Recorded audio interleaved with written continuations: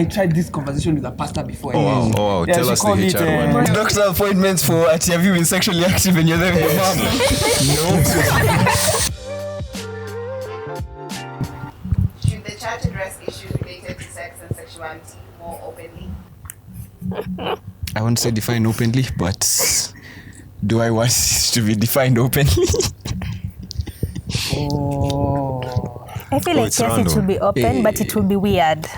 Nah, me, it should be open 1,000%. It's just that you 1,000%? should. Yeah, 1,000%. Depends on who's giving out It should be today. the most healthy space for you all to like converse about questions you have. Because trust me, we both know what the other option is or the other alternatives that exist. Experience is the best teacher. What are I would rather learn about myself. I'm sorry. I can't expect my pastor to come in front of me and you say, so Hey, you know certain positions are what do they call it? Satanic? Not satanic. It's wait, it's called creative. What's wrong with you? There's a certain word that I tried this conversation with a pastor before. Oh wow. Yeah, Tell she us the called it, HR one. Mike. No, not demonic. There's a certain word. Unholy. Not probably unholy. Unnatural. No, unnatural. Unnatural. Guy, degenerate. It was a degeneracy. Degeneracy. That was the word. So it was very degenerous for us to be like that. Okay, the reason I was saying that, the reason I was saying that is because sure it will be awkward and whatever, but I also feel for you to create the most or the safest place to like for such a thing to happen, you should divide guys according to their age groups, which I find is a healthy thing to do. Like you have the youth together, that way it makes it less awkward because it's something that's relevant to the age group that's there. Mm-hmm. Now if you talk about it in front of your parents, then that's definitely a no-no, bro. Like why? Because those doctor appointments for have you been sexually active and you're there with your mom? No. And you went for a cold. How is your chest feeling? Are you breathing? Huh? I need a mic.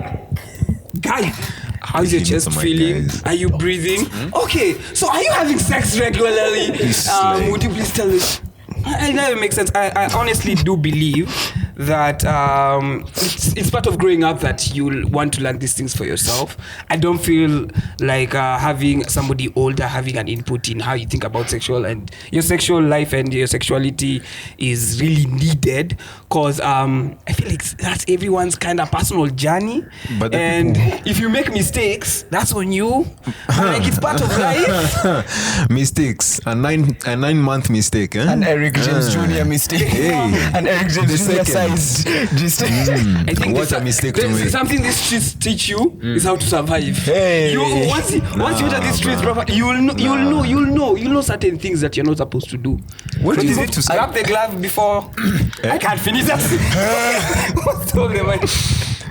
Crazy. I agree with both sides in terms of it needs to be talked about more, but I feel like in terms of experience, because I feel like with the church it's gonna be very linear in terms of you shouldn't have sex, because what kind of conversation would you have in terms of what would you talk about in church concerning that thing? Like, should you not do it, how to do it, how to avoid it? What kind of conversations would the church have about it? More information on protection, on just like, I feel like all the information that you can get outside. Like there's this show that was airing some years back called Sugar. So there was a lot of misinformation in. There's one party who was advising, it was a school setup. So one of the girls was advising the friends that when you have sex and then you jump up and down, the sperms will fall and you won't get pregnant. So you see, such Nana, wait a minute. That sounds like a very great... sorry, No. Continue. Yeah, so to prevent such misinformation and misconceptions, especially in high school children who are not yet in the streets, and maybe like they shouldn't, the things that I feel like information needs to be shared on some of the practical things. It's more so on addressing questions, bro. Because people have questions and they should feel comfortable coming to a certain space to address them. Because essentially that should be home. that is where you should get such leeway from, but it's not for a lot of us, including me. But you're talking more on that should be, but it's not always See, like that. hence the question why it should be. It shouldn't, because I don't feel like you can create such a space, especially when the church's stance is fornication bad, you go well, right? So if you have that kind of stance, first you'd have to talk about why you shouldn't be having sex while people are having sex. So how will you connect to people who are already in the streets per se? Yeah. Well, you're telling them something completely not relevant to their experience, because that's a church stance. So do you think the people in church haven't gone through that road? Because some of them have. Some of them have, but Exactly. like some are few and far between, man. Like respectfully. Some is still something than none. Yeah, of course. But of course. they took a personal they took their personal strength to walk back from living that kind of lifestyle. Not everybody can. Not everybody is willing to.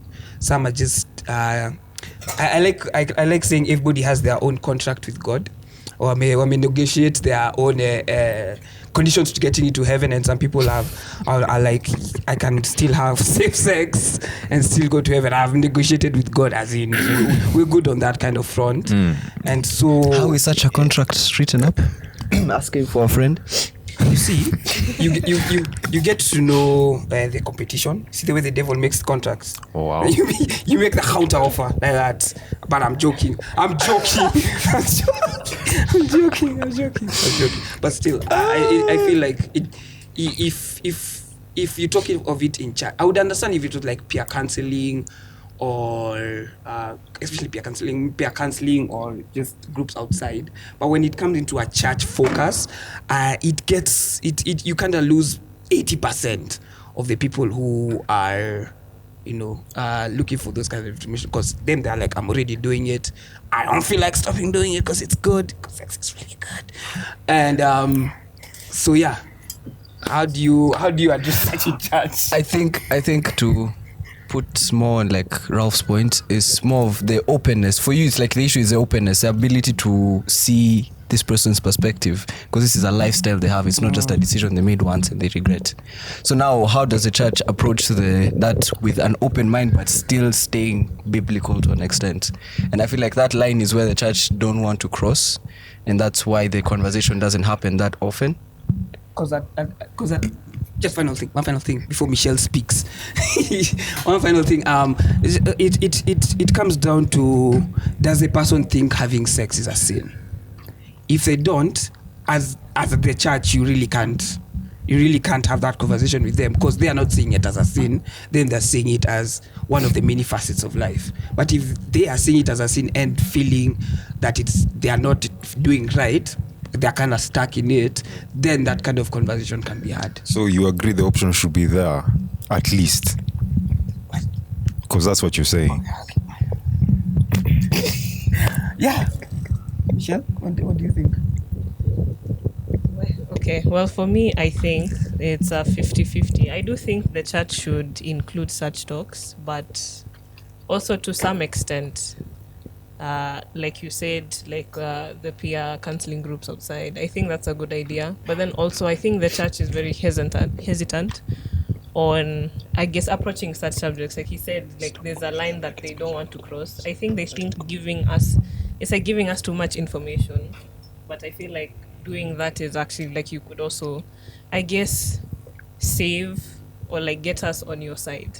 Yeah. Done anyways. Yeah.